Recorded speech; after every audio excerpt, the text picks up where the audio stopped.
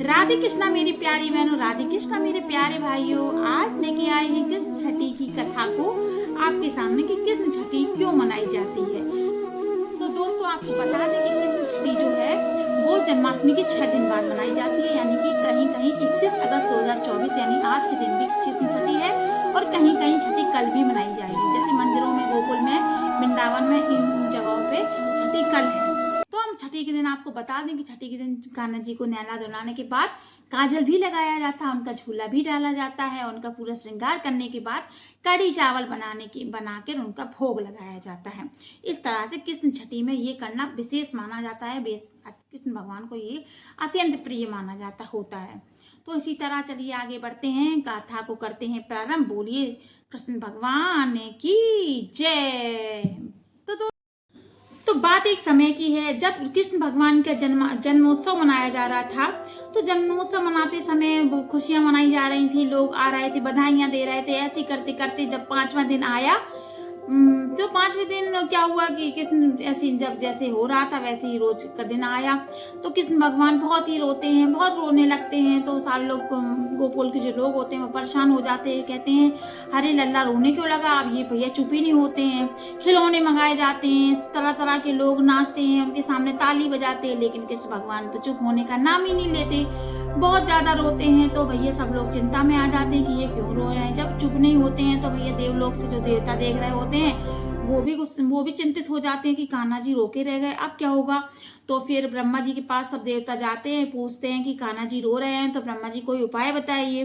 तो ब्रह्मा जी महामाया जी से कहते हैं, महामाया जो एक होती हैं देवी, उनसे बोलते हैं कि आप जाइए कान्हा को चुप कराइए। तो महामाया नीचे जाके कृष्ण के सामने अटखेलियां करती हैं, उनको खिलाती हैं, उनके सामने हंसती हैं, उनके सामने मजाक करती हैं। तो किस तरह तरह के अटखेलियां करती हैं। तो कृष्ण भगवान उनकी अटखेलियों को देख के खुश हो जाते हैं और वो खिलखिलाने लगते हैं। तो सब लोग ये देख के बहुत ही ज्यादा हो जाते हैं कि कृष्ण भगवान फिर से हंसने लगे, कृष्ण भगवान ने रोना बंद कर दिया। तो ऐसे में क्या होता है, यशोदा माँ सोचती हैं कि सारे लोग देख रहे हैं मेरे लल्ला को हंसते हुए, ऐसा ना हो कि मेरे कृष्ण को फिर से नजर लग जाए और कृष्ण मेरा फिर से रोने लगे। तो यशोदा माँ ने क्या किया, कृष्ण को उठाया, और महामाया भी वहीं बैठी थी, लेकिन कृष्ण तो महामाया को देख देख के मुस्कुरा रहे थे, लेकिन यशोदा मैया ने उनको उठा के अपने आंचल में ऐसे छुपा लिया।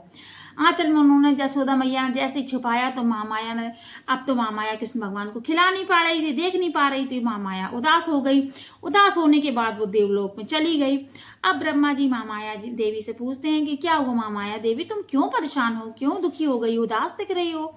तो जो महामाया देवी थी उन्होंने बताया कि ऐसे ऐसे यशोदा माँ ने अपने लल्ला को वहाँ छुपा लिया, तो मैं उसको खिला नहीं पा रही हूँ। मेरा भी लल्ला के साथ खेलने का बहुत मन हो गया था, मैं भी उसके साथ खेलने में रम गई थी वहाँ प्रभु। तो ब्रह्मा जी बोले ठीक है, मैं तुम्हें आज से वरदान देता हूँ कि सारे जो दुनिया में जितने भी छोटे बच्चे होंगे उनके हर 6 दिन के बाद उनकी जो छठी होगी वो तुम छठी माता के रूप से उन बच्चों के उत्सव में पूजी जाओगी। तो जो छठी माता होती हैं उनका रूप उनको महामाया को देवी को दे दिया, उनको वरदान दे दिया कि तुम ही आज से लोगों के बीच में, कलयुग में लोगों के मध्य में छठी माता के रूप में पूजी जाओगी। मान्यता है कि जो छठी माता होती हैं वो बच्चे को 3 महीने तक हंसाती हैं, रुलाती हैं, उसको दिखाई नहीं देता है बच्चे को, नवजात शिशु को। तो वो महामाया जो छठी माता होती है वो उन्हीं के वो आंचल में बच्चा शिशु पलता है, उन्हीं के आंचल में, उन्हीं को देख के सकता है, उन्हीं को देख के हंसता है। वो जो प्राणियों के बीच में आ तो जाता है, लेकिन वो तब तक 3 महीने तक माता के ही संरक्षण में रहता है। तो इसी प्रकार से उसी दिन से वो जो गोकुल में है कृष्ण छठी मनाई जाने लगी, और उसी के हिसाब से हम सब लोगों के बीच में आज तक कृष्ण छठी, अपने बच्चे जब होते हैं तो उनकी भी छठी मनाई जाती है, और कृष्ण जन्माष्टमी के बाद 6 दिन बाद कृष्ण छठी भी मनाई जाती है। अगर आप लोगों को मेरी ये छोटी सी लघु कथा अच्छी लगी हो तो मेरे चैनल को सब्सक्राइब जरूर करिएगा। छठी माता हम हमारे बच्चों को आशीर्वाद देती हैं, उनके जीवन में खुशियाँ लाती हैं और 3 महीने तक उनको संरक्षित रखती हैं। अगर आप लोग मेरी बात से सहमत है तो प्लीज़ मेरे वीडियो को लाइक जरूर करें। और छठी माता की ये छोटी सी कथा यहीं समाप्त होती है, और उसी दिन से लेकर आज तक हम लोग छठी का त्यौहार मनाते हैं, छठी मनाते हैं बच्चों की। हमारे यहाँ भी छठी 6 दिन बाद मनाई जाती है, और कृष्ण गोकुल में भी छठी को हम 6 दिन बाद उत्सव के रूप में मनाते हैं।